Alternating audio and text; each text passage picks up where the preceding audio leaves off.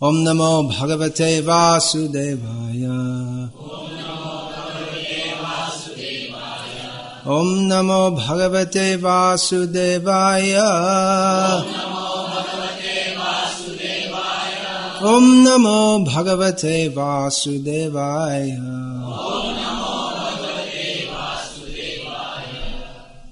Srimad Bhagavad-gita as it is, translation and commentary by His Divine Grace A.C. Bhaktivedanta Swami Prabhupada, Chapter 9, Text 27. Yad karoshi yad ashnasi, yaj juhoshi dadasi yat tapasyasi kaunteya, tat kurushva madarpanam. Translation. Lord Krishna says, whatever you do, whatever you eat, whatever you offer or give away, and whatever austerities you perform, do that, O son of Kunti, as an offering to me. Purport. Thus it is the duty of everyone to mold his life in such a way that he will not forget Krishna in any circumstance. Everyone has to work for maintenance of his body and soul together, and Krishna recommends herein that one should work for him. Everyone has to eat something to live, therefore he should accept the remnants of foodstuffs offered to Krishna. Any civilized man has to perform some religious, ritualistic ceremonies, therefore Krishna recommends, do it for me, and this is called archan. Everyone has a tendency to give something in charity. Krishna says, give it to me, and this means that all surplus money accumulated should be utilized in furthering the Krishna consciousness movement. Nowadays, people are very much inclined to the meditational process, which is not practical in this age. But if anyone practices meditating on Krishna 24 hours a day by chanting the Hare Krishna mantra around his beads, he is surely the greatest meditator and the greatest yogi, as substantiated by the 6th chapter of Bhagavad-gita. At the end of Bhagavad-gita, Lord Krishna summarizes his instructions to Arjuna by saying, Manmana bhavamad bhakto madhyaji mang namaskuru mame vaishasi satyang te pratijane priyosime. Always think of me, become my devotee, worship me, bow down to me. In this way you will surely come to me. I promise you this because you are my very dear friend. In the purport to this verse, Srila Prabhupada writes, as he writes here also, that everyone should mold their life in such a way that they cannot but think of Krishna all the time, 24 hours a day. So one should remember Krishna, not simply remember, but act for him. We have to act. We have to do something. But Krishna says, do it for me. Now, this is opposite to the way of thinking of everyone in the world. Everyone does it for me. What's in it for me? That's the saying we often hear in the Western countries. That, well, what do I get out of it? If you're asking me to do something, what's the benefit for me? You'll see that they're offering jobs, and they'll say this benefit, that benefit, and you have to see, is it worth me working for this company? What benefit do I get? We don't join a company thinking how I will benefit the company, but you think how the company will benefit me, and then you're expected as a matter of responsibility, because they're giving you money and pension scheme and this benefit and that benefit, then you're expected to work for the benefit of the company. It's a mutual agreement. Although actually, no one states it out directly, but the company is trying to get as much out of you as they can and give you as little as possible. Although they won't state that. They say we're looking after our employees. And the employee is trying to get as much as he can out of the company for doing as little as possible. So that's how everyone's actually thinking. Although you don't speak like that. You have to pretend that, yes, we love the company, and the company directors think, yes, we're very concerned with our workers. although they don't intrinsic. If you leave the company, then they don't care at all. So they don't care for you, but they care for you. They want to look after you so that you can feel satisfied and then give your full mind, body, word, soul, everything to the company. So Krishna consciousness, always thinking of Krishna and acting for him, is not exactly like this. This is the mistake of what we call mundane religion. If you read Prabhupada's books, you'll hear this term, mundane religion. And what does that mean, mundane religion? Because religion means spiritual, isn't it? Religion means it's spiritual. But Shastra points out, and Prabhupada often pointed out, that actually most of what goes on in the name of religion is not spiritual. We often hear this term, spiritualism. Are you interested in spiritualism? But it's a vague term, not very much defined. It's just, what is spiritualism? Well, you have this bearded fellow who talks about the what is that? The art of something or other from Bangalore. I don't want to hear it. It's horrible. Anyway, that's supposed to be spiritualism, and then you have another guy who is, he's a fading away incarnation of God. He's more popular among the Andhra people, but has his own so-called Vrindavan there to hear. So they also call that spiritualism. But we would call that, according to the Shastric analysis, that is mundane religion. And even the great religions of the world, they're all mundane inasmuch as people approach or they take to a religion thinking, what will I get from it? What can God do for me? Or what can this God-man do for me? But love of God means that we have full attachment to Him, full faith in Him. That we're not thinking, we're not calculating what He will do for me. We have full faith that my only benefit is to be completely surrendered to Him. And I don't have to think about what He will do for me, because surely He's not such an ungrateful person that if I give myself to Him, He will mistreat me. And another consideration is that if we're talking about spiritualism, then first of all we should know what spirit means. People say spiritualism, but what is spirit? This is defined in Bhagavad-gita, in Lord Krishna's first teachings. He differentiates between the body and the spirit. The body is temporary. The Atma is eternal. So, if we think that God will bless me so I can have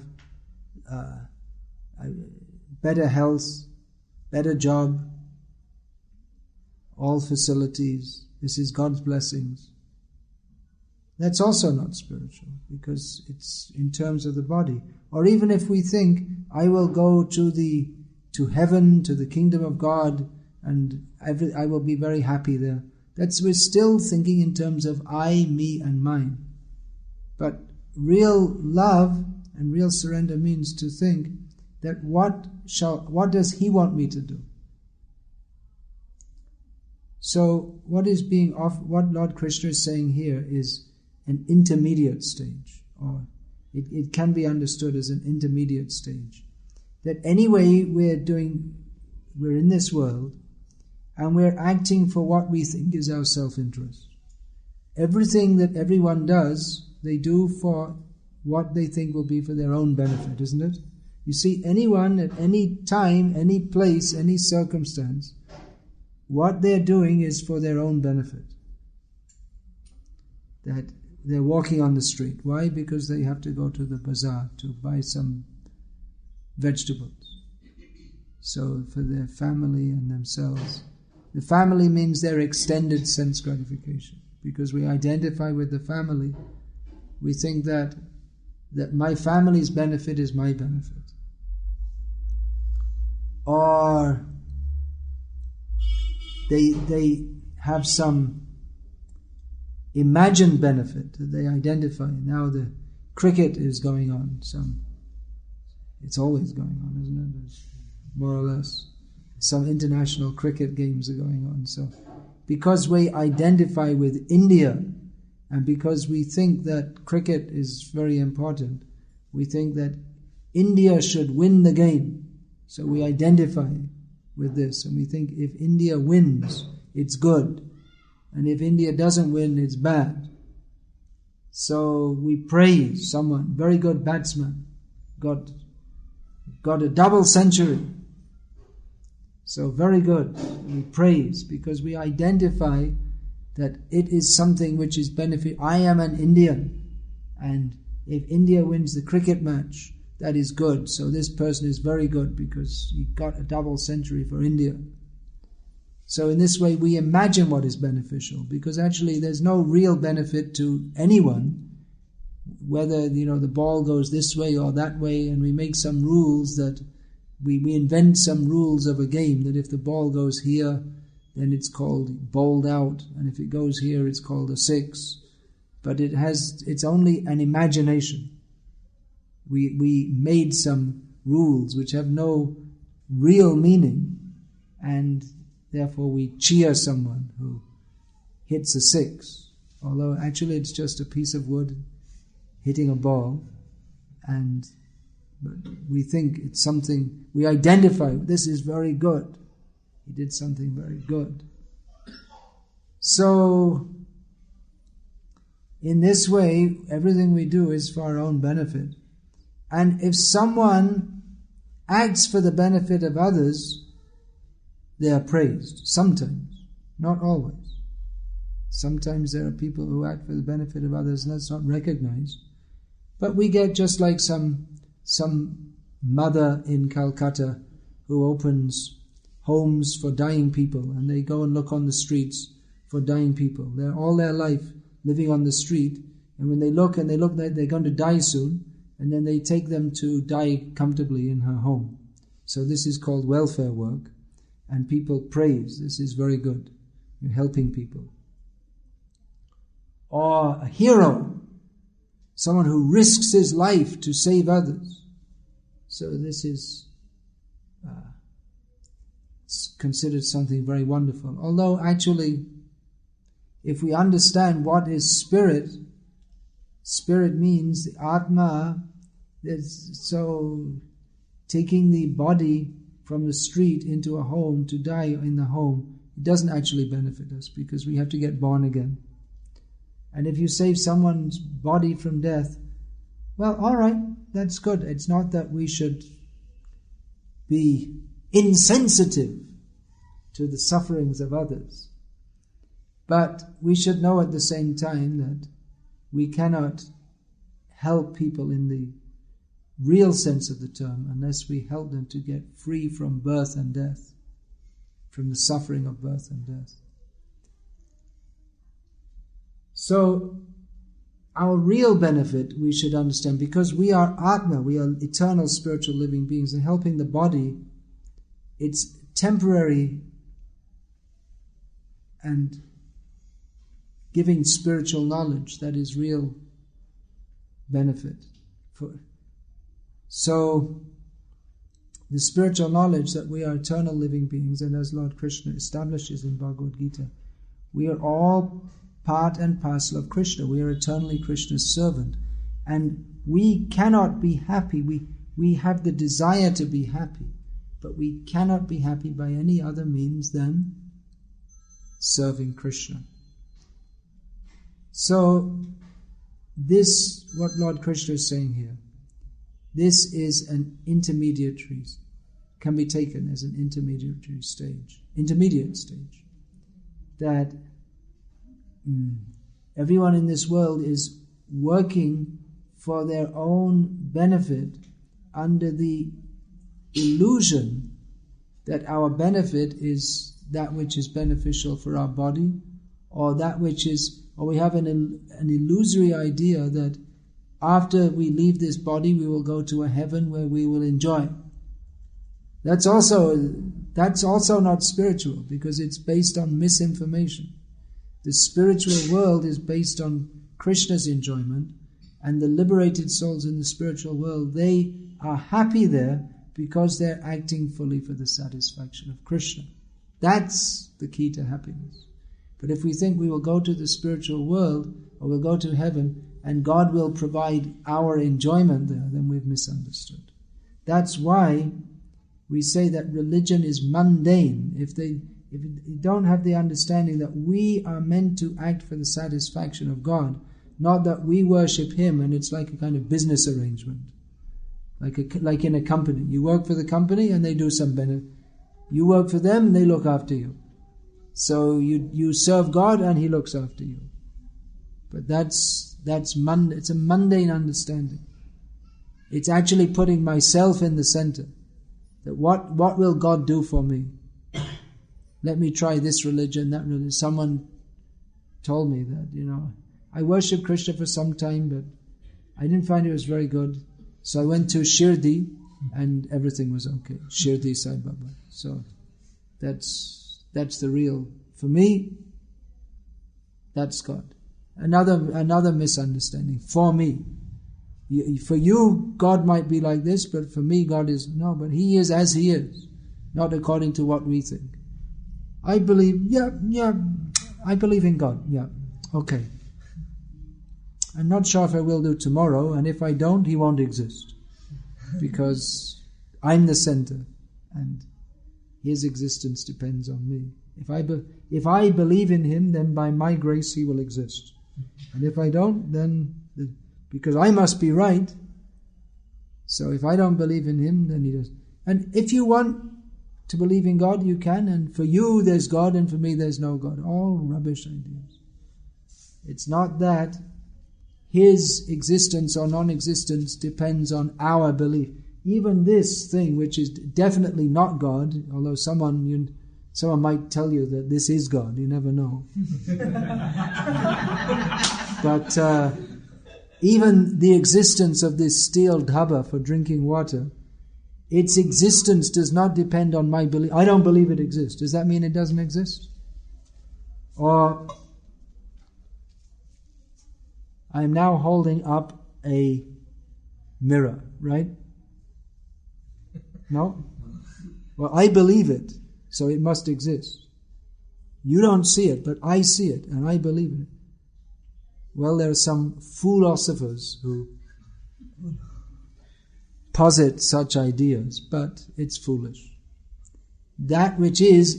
That which isn't. So God, His existence or actually there's no question of His non-existence. So we depend on Him, He doesn't depend on us. So spiritualism, what people call spiritualism is a vague, it is not really a well-defined term, but it vaguely gives an idea of all kinds of strange things. Believing, there's one, like I was saying, there's one fellow with lots of hair, although I heard it was falling out, and there's another one with a big long beard around here, and there's all kinds of, people think that it's very spiritual to have a long beard, you see. Have a long beard and say, Om. You see. Just shake your head very slowly like this. Very spiritual. Very spiritual. People are foolish. Spiritual means to understand what is spirit and what is matter. The body is temporary. Everything in this world is temporary. The whole universe is temporary. You have to remember that. The oceans of sweet water and salt water and milk and all this. That's all temporary. But we are eternal spirit soul, and Krishna is the supreme personality of Godhead. Supreme spirit soul. Paramatma, Bhagavan. Purusham Paramam Divyam.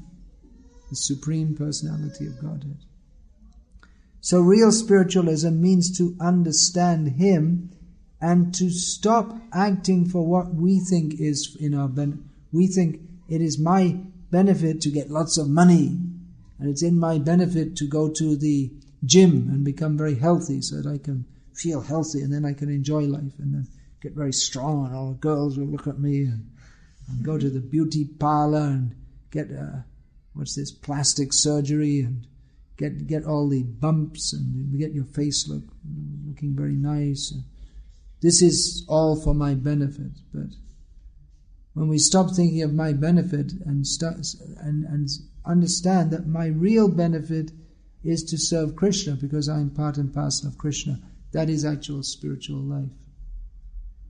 Nate vidu swartagatim hi Vishnu. We don't know that we are bewildered because we don't know that our real swart, that is, which is in our real self-interest, is to serve Vishnu. So a beginning is that anyway we're eating, so don't just eat. Offer to Krishna. Take prasadam. Anyway we're working to maintain our families, but put Krishna in the center. Don't just eat, work, sleep, have social life. You can do all these things, but offer everything to Krishna. Shri Krishnaya arpanamastu. Let everything be offered to Krishna. So that's a beginning step. Actually, the more advanced level is, instead of doing what we're doing and offering it to Krishna, we should think, what does Krishna want us to do? You see the difference? That anyway I'm doing what I want to do, but I'll do it as an offering to Krishna. But that, of course, means some restrictions, because we can't bring meat and say, Shri Krishnaya arpanamastu. Let it be offered to Krishna. The verse before this, Lord Krishna says, Patrang pushpang palang toyam yome bhaktya prayachati tadaham bhakti upahritam ashnami prayatapanaha. If one offers me with love and devotion of fruit, leaf, flower or water, I will accept it, Krishna says. So Krishna can eat anything, but he's a vegetarian. So devotees of Krishna are vegetarians because they only take that which is offered to Krishna, and Krishna is a vegetarian.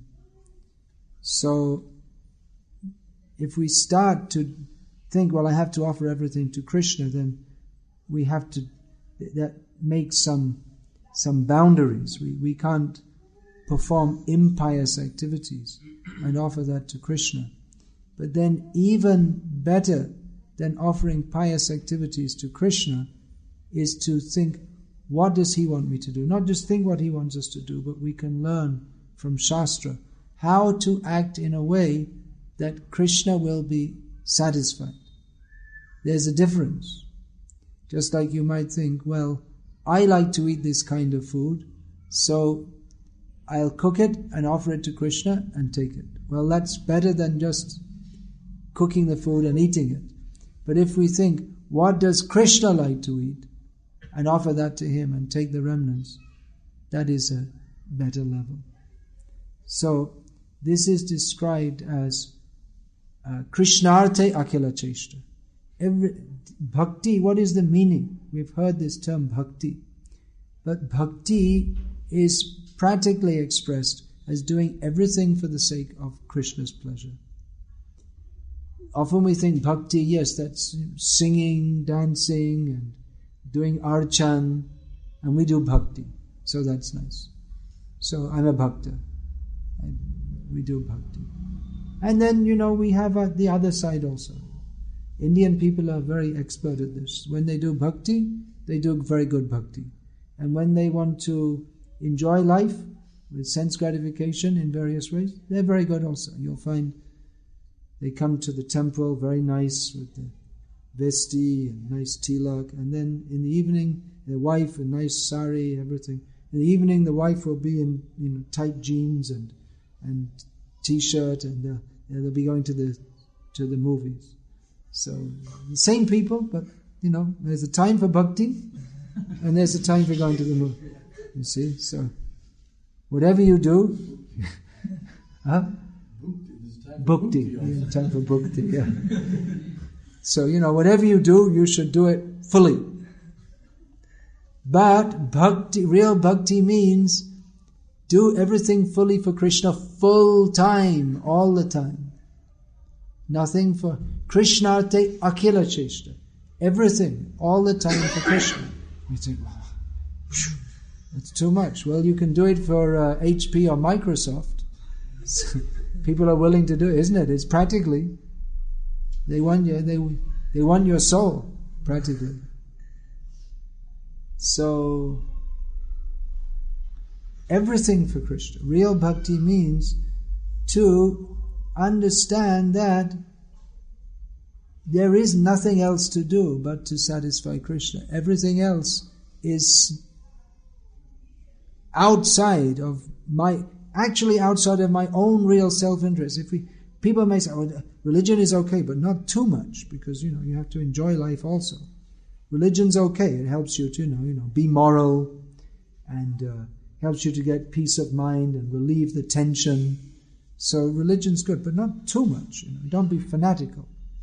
The real purpose of life is to enjoy yourself and be good and be a nice person, good citizen, and cheer on the Indian cricket team. And then, little religion, that's good. That's very good. But not too much.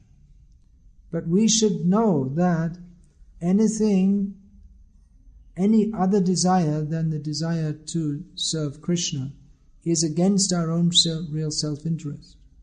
That means we're going to have to watch that useless Indian cricket team birth after birth. We have to come back again and again. Whoops, I made a blasphemous statement there.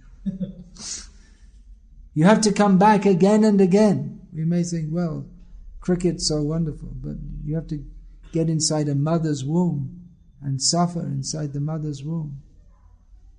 For whatever we think is desirable in this material world causes us to be born again and again. But when we fully surrender to Krishna, then we go to Krishna. That we can do so within the role of a grihasta is exemplified by Krishna speaking to Arjuna. But we shouldn't think that, well, all right, so Arjuna's a grihasta, so that's all right, but we have to see what is Arjuna's mood, that he's doing everything for the satisfaction of Krishna. He's not a materialistic enjoyer. We can be Krishna conscious in family life, fully Krishna conscious, but the attitude is not that of a materialistic enjoyer. The attitude is of one who is fully, even within household life, everything fully centered on Krishna. And we have the great example of a recent Acharya, Srila Bhaktivinoda Thakur, who was he set the standard for a householder devotee. He had a family, and he was responsibly looking after them, and he was a magistrate in the British legal system, but at the same time he was fully dedicated to Krishna. He did his family duties, but the focus of his life was cultivating Krishna consciousness, writing books on Krishna consciousness, and preaching Krishna consciousness. So that's the standard. That everything should be done for the satisfaction of Krishna. What does Krishna want us to do? Krishnarte bhogatyag. This is also defined as that everything should be done for the satisfaction of Krishna. Does that mean that we have to give up everything? But Bhakti Rupa Goswami, he says Krishnarte bhogatyag, that if for the sake of Krishna there's some what we might call enjoyable situation, we should accept it. And if for serving Krishna better we have to leave something, then we should leave it. Should we live very comfortably in this world or not? Or should we renounce the world? This is not the question. The question is, how can we serve Krishna best? we see that in the among the associates of Chaitanya Mahaprabhu, some of them, some among the most prominent, were the 6 Goswamis of Vrindavan, who were Tyaktva Turnamashesha Mandalapati Shrening Sada Tuchavat Bhutva Dina Ganesha Ko Karunaya Ko Pina Kantashrito. They were from very highly aristocratic backgrounds, and some of them extremely rich. But they gave it up all as insignificant, and they lived as tyagis with just kopin, kamandalu, and actually it says kopin and kanta. Kanta, you know what that is?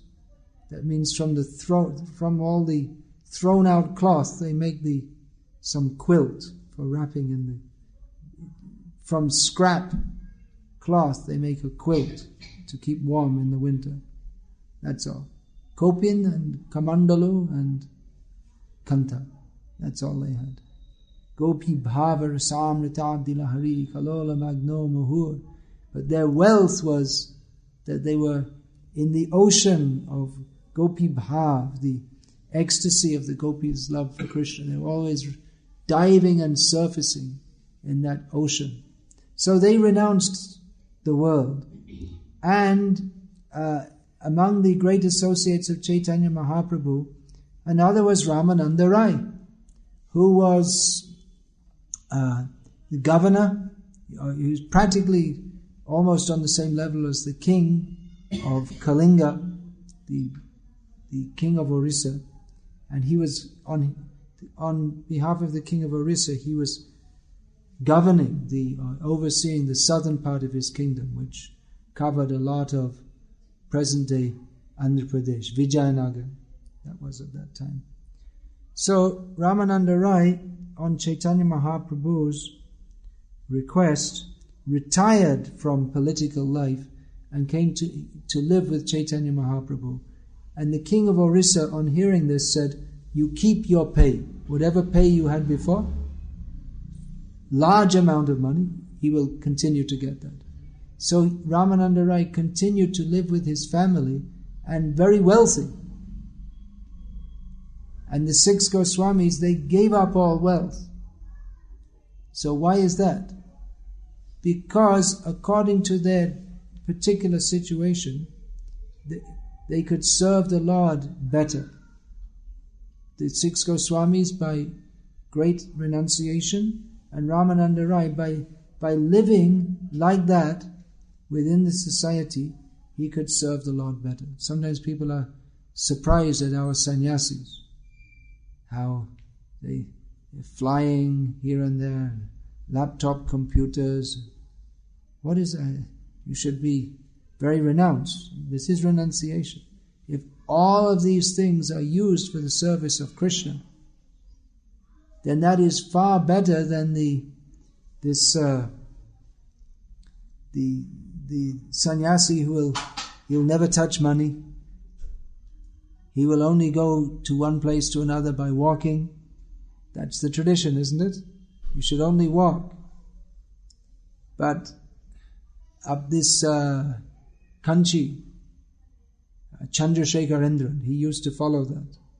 He would only walk. But he didn't go very far. He would walk from Kanchi to Chennai, spend some time, go back. But Prabhupada, he traveled all over the world and spread Krishna consciousness. So what is the point of being a sannyasi? To serve Krishna. Otherwise there's no meaning to take sannyas. So if you can serve Krishna better by taking a plane, then why should you walk? That is a rule of sannyas, you should only walk. But more important rule is that you should spread Krishna consciousness. So that is renunciation, that not to be attached to anything for one's own sense gratification, but to use everything in the service of Krishna without you may have millions of dollars, but one is not attached to that. And actually a devotee doesn't if he has millions of dollars, immediately build a temple, print books, Use it for the service of Krishna. Anasaktasya vishayan yataham upayunjitaha nirbandha Krishna sambandhe yuktam vairagyam uchyate. That one can live in this world, not be attached to anything for one's own sake. Now I've got some money, let me enjoy myself. But rather, how to utilize everything in this world for Krishna. So, everything should be done for the sake of Krishna. How can we know what Krishna wants? Well, that's there in Shastra. Just like Krishna says here, Patrang pushpang palang toyam. We should offer him fruit, leaf, flower, water. He never says, offer me meat, onions, none of these things. These things are forbidden in Shastra. So we can understand, and the Rupa Goswami Prabhupada has compiled some basic 64 points of do's and do nots, things that we should follow and things that we should not do, so that we can act in a way that is pleasing to Krishna. So for everything, for every positive injunction, there's a concomitant negative injunction. One should associate with devotees, positive injunction. One should give up the association of non-devotees. So parallel, it goes on like that. One should accept as foodstuff only Krishna Prasad. And then the corresponding, one should not eat food which is cooked by non-devotees. So like this, if this is the beginning, how to enter Krishna consciousness, these rules and regulations are given to help us act in a way that is pleasing to Krishna. So that at every moment of our lives, we can act for pleasing Krishna. Even sleeping, you may think, well, how is that pleasing Krishna? Well, if we only sleep so that I can refresh the body for serving Krishna, then that's also indirectly acting for Krishna's service. Although if we think, oh, sleeping is wonderful, let me sleep more, 10 hours, 11 hours, then that is not Krishna conscious. Now, in the beginning it may seem that, well, this is, it's no tea, no coffee, and you're walking past the ice cream parlor, you're thinking, well, it's vegetarian, I could offer it to Krishna. Well, you can do, but if we think that, well, let me get all the nice foods that I like to eat, that's not really offering with love, is it? It's better, at least it's thinking that Krishna is there. But the proper system is to take Krishna Prasadam at specific times. Otherwise, all the time you'll see there's advertisements for biscuits, and then you go past some like this ice cream shop, sweet shop. So all the time the tongue is agitated. But if we make the vow to take only Krishna Prasadam at regulated times, then automatically the tongue becomes regulated, and then we're not even attracted to eat anything else. So in this way, the mind becomes peaceful and fixed in serving Krishna, and we actually become very happy. We're in an illusion that we can become happy by enjoying the senses. But what actually happens is that the mind is always agitated. We don't become happy. But rather we're always thinking, let me enjoy this, enjoy that, enjoy this, enjoy that. And always the mind is thinking how I can enjoy. But we're always frustrated because the nature of material desires is that we're never happy as long as we're trying to fulfill material desires. So if we simply think that let me do everything for the satisfaction of Krishna, let me act in a way that Krishna will be satisfied, then it may seem that it's very, very difficult and strict and austere. But actually there's nothing very difficult about it. And if we do like that, if we follow these principles, no meat eating, no gambling, no illicit sex, no intoxication, and then that also includes no tea, no coffee, and then devotees, if we're actually serious to serve Krishna, then we don't watch so many nonsense things on TV. and probably more or less everything on TV is nonsense. That even, the news, what will we get by watching the news? What's the benefit?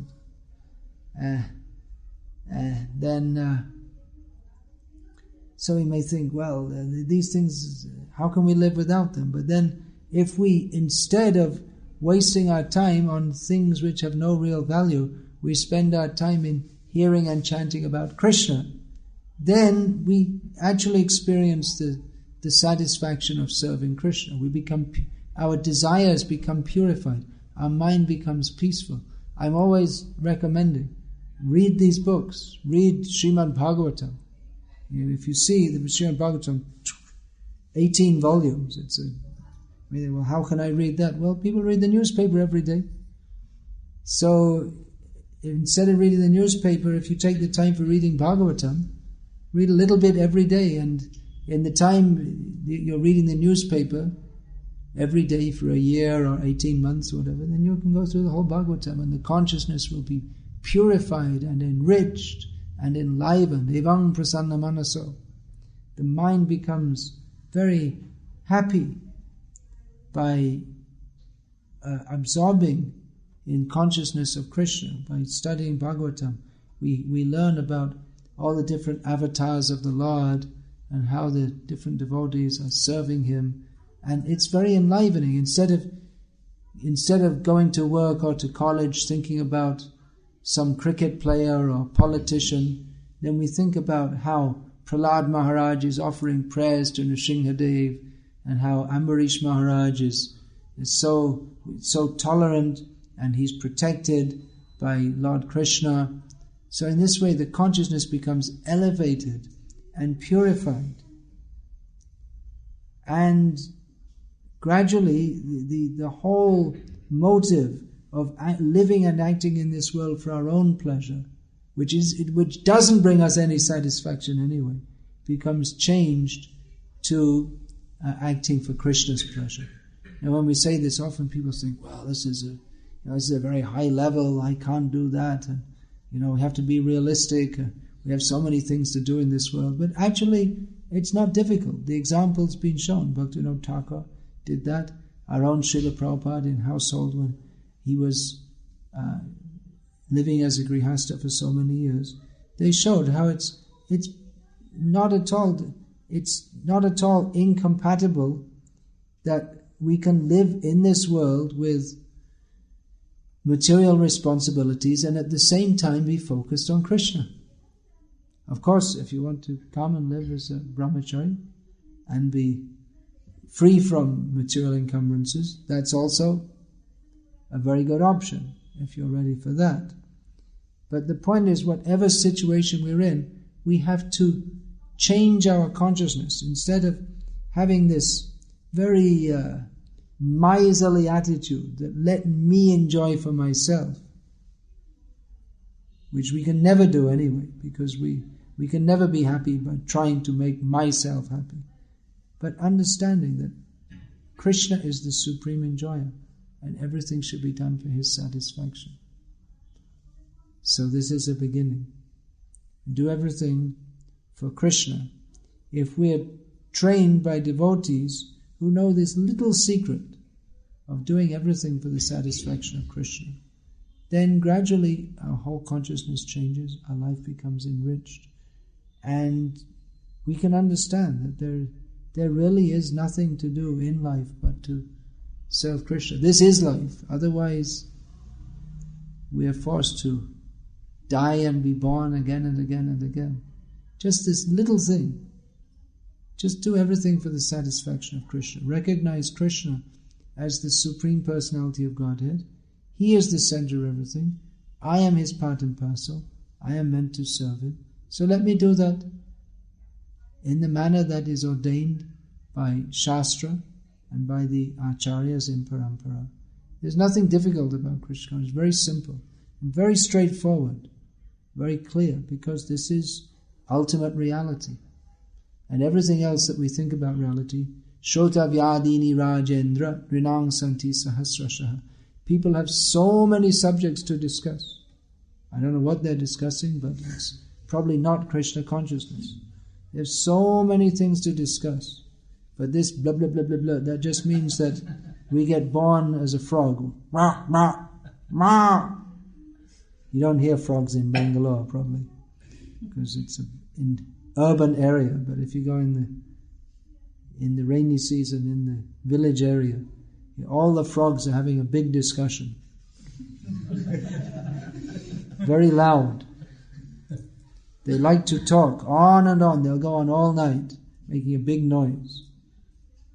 And the result is the snakes here. Oh, here's my food. The big noise, they're calling out to the snake, I'm here, come and eat me. So in this way we're eaten by the snake of repeated birth and death, because we have so many topics to discuss, but the real topic we have to discuss is Krishna and Krishna consciousness. Hare Krishna. Everything should be done for the satisfaction of Krishna. Simple little secret. But people have so many objections. No, I don't believe in Krishna. What's the proof there's any Krishna? Krishna is also a liar, and I belong to another religion, or no, I don't have time for that.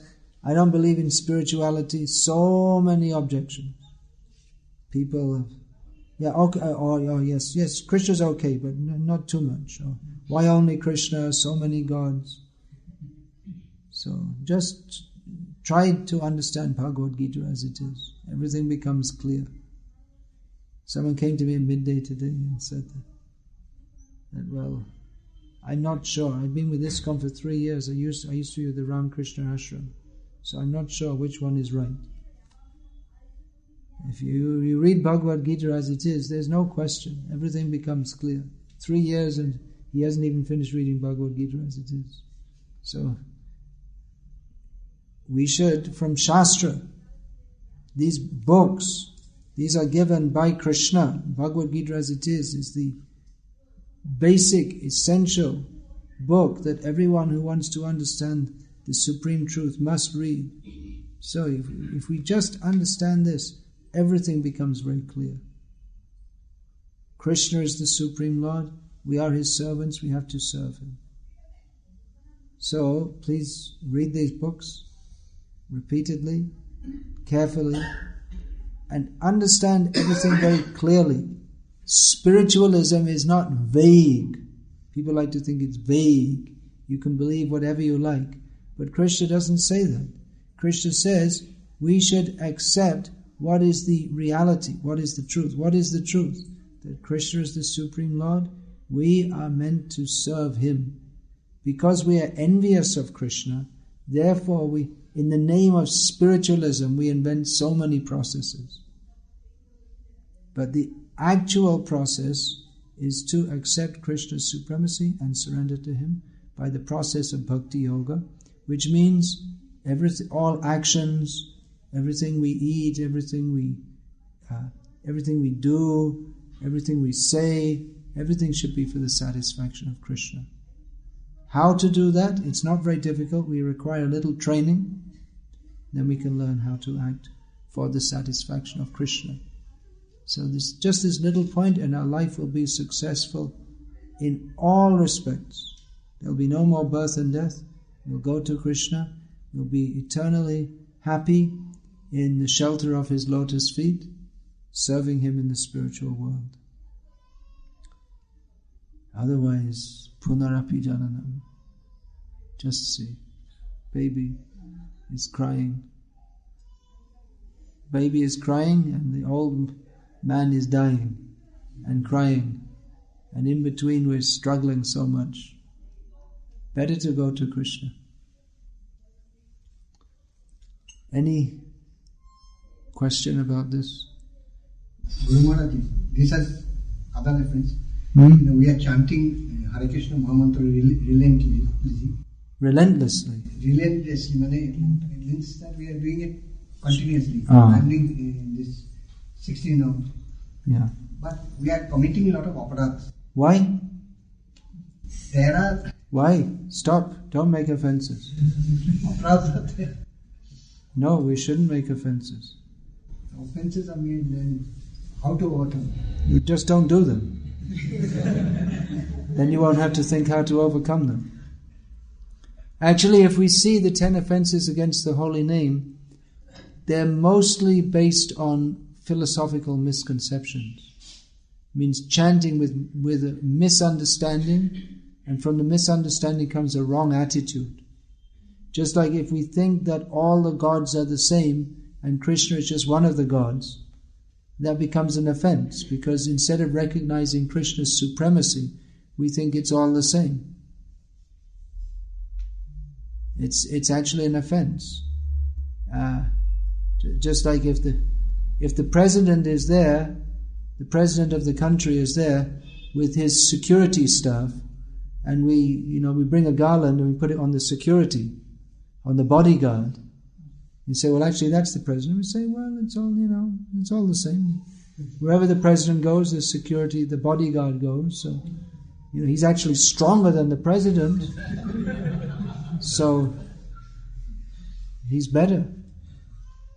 And why the president should always get the garlands? Why not someone else? Why only the president? Why? Because he's the president. It's not something to be asked. It's not something to make a case out of. He is the president. That is his position. His position should be respected. If we protest that, we become a criminal, actually.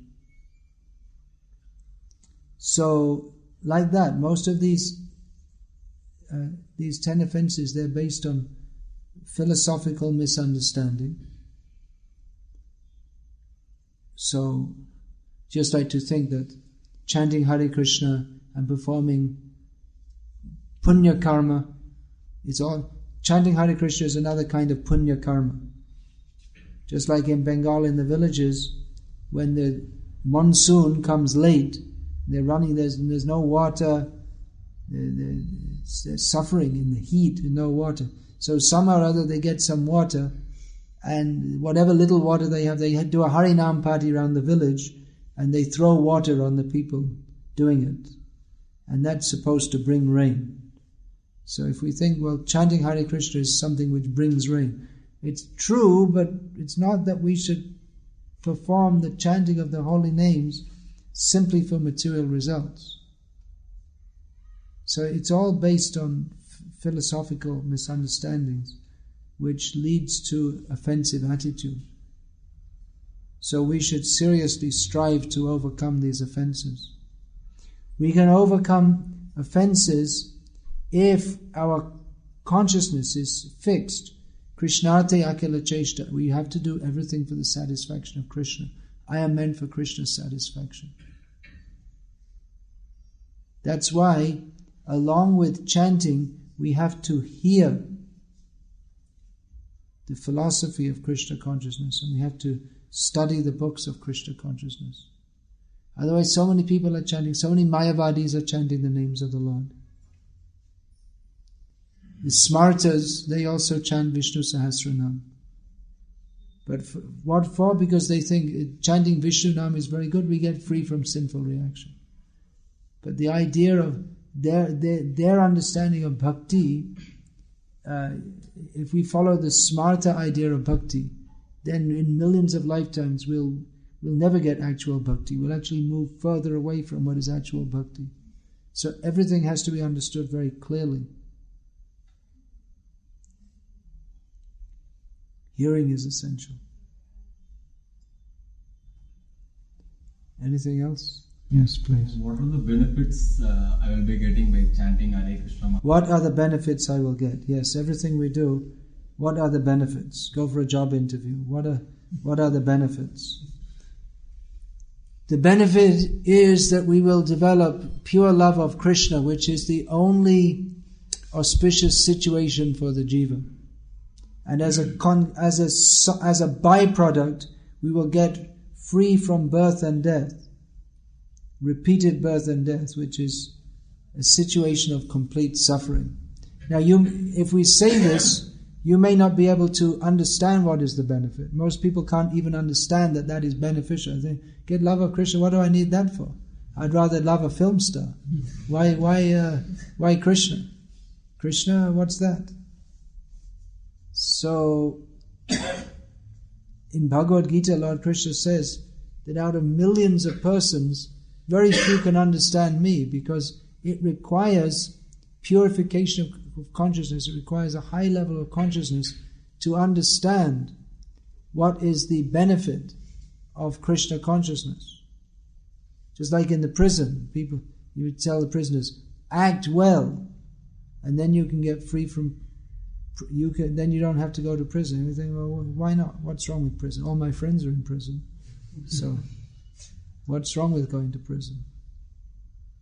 And when we understand this is a miserable situation, I belong to Krishna. I don't belong in this material world.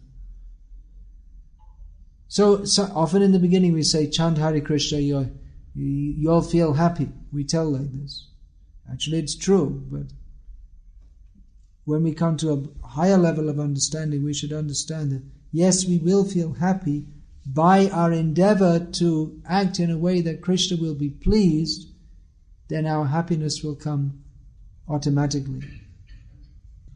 So we're not going to say that by chanting Hare Krishna, you will get a better job situation, you will concentrate better on your studies. So many people ask us about this. We're not saying that. We're not promising that there'll be any material benefit whatsoever. If Krishna wants, he may give. If not, not.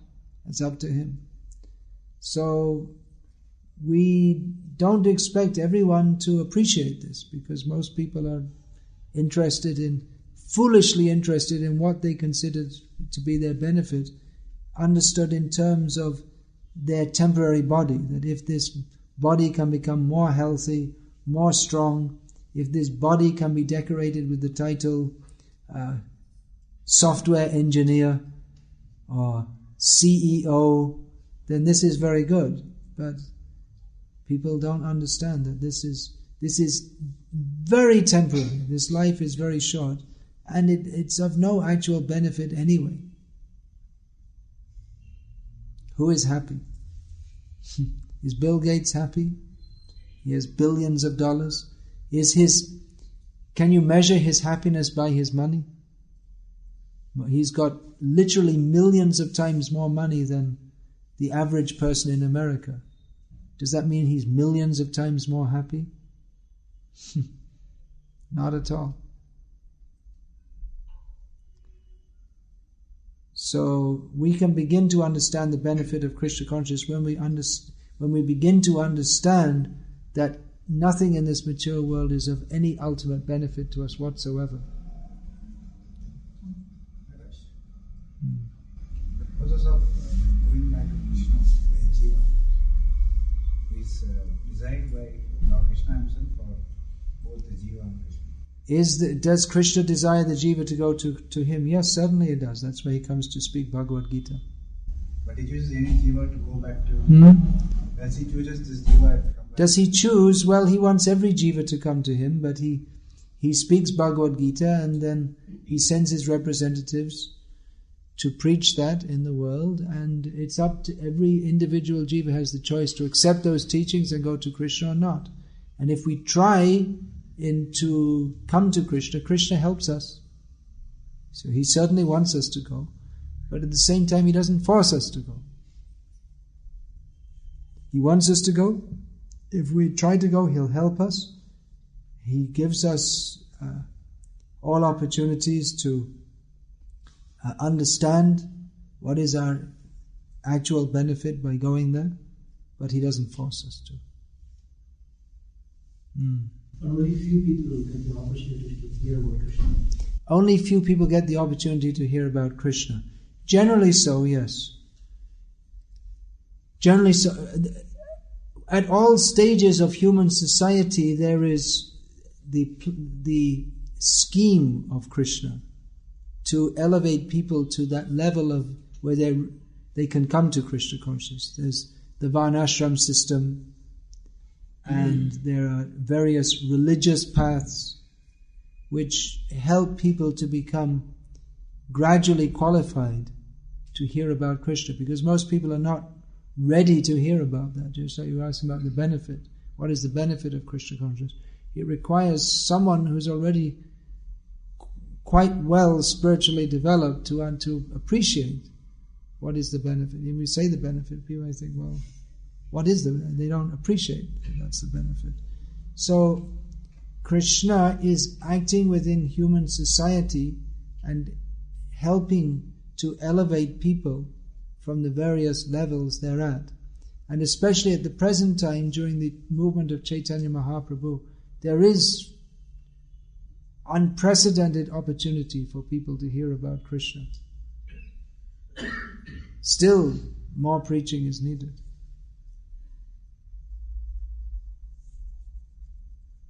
Does it mean people are chosen by... People are chosen by Krishna. Because certain people will receive the mercy. Well, the mercy is there for everyone, but it's up to us whether we accept it or not. And again, it may be that someone, because they performed some activities which are connected with bhakti in a previous life, so they get the opportunity in this life to take to bhakti like that. It's not that God favors some jivas over another, but certain jivas are at different levels of development. It's not that everyone's on the same level. That's why some people become attracted to Krishna consciousness and take it up, and others don't. But whatever anyone does in relationship to Krishna is for their eternal benefit.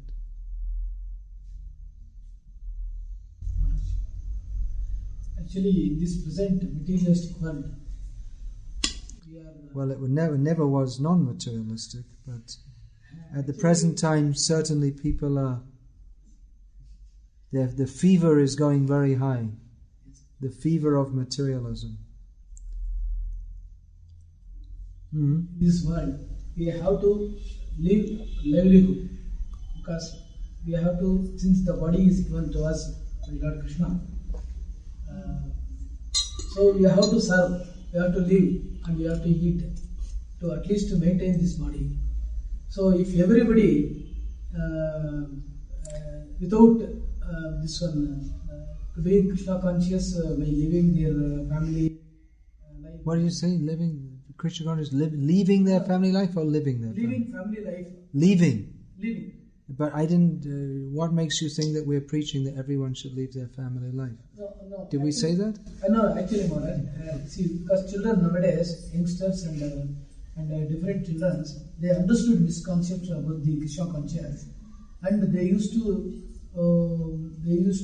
think living they become sannyas or they become brahmachari. No, if some come, that's very good, because preachers of Krishna consciousness are needed. And finally, after some time, they come to know that it is very difficult, because doing sadhana at the Krishna conscious level. It's difficult if one is not prepared for that. Otherwise, there's no difficulty. And they become grihasthas. See, what is the question actually? No, actually, Maharaj, many people, they are doing Krishna conscious, the children, that is young children, and they want to, after some times, they want to become grihasthashram. Because one part is completely surrendered to Krishna and serving Krishna, and it is... so you're talking about young people who become brahmacharis and later want to become grihasthas, is it? Grihasthas. Yeah.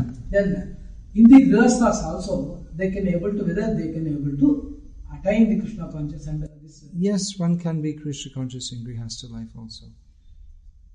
As I stated in the class. Sorry? How it has to be synchronized this modern world. It's so many obstacles are there.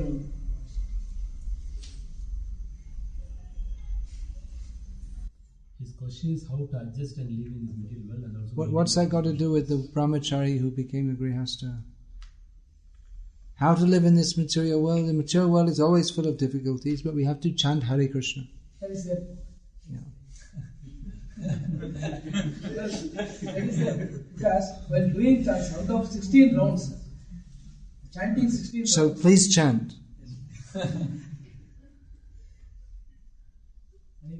That's right.